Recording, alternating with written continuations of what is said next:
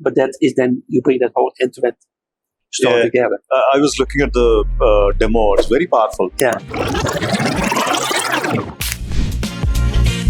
My name is Rama. Thank you for the invite, Johan.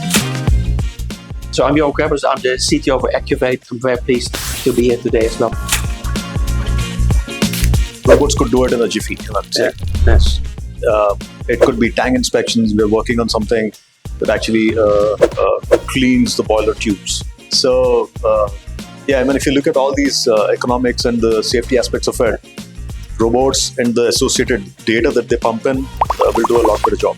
And the developments go very fast in that space as well. You could send the data that real time to an X and Y, real time to perceive vision on that data, and go back to the drone and say, hey, I go back to that place again because I'm not sure whether it's okay or not. So drones have got their own space, robots have got their own space. Yeah. Combining them and getting the data, I think that will solve a lot of problems in the industry. I don't know if it is going to happen sooner, but what we see with ChatGPT is 80% in the example that I've talked about. You probably reach 90-95% very soon. And also we've heard about things like now agentic AI.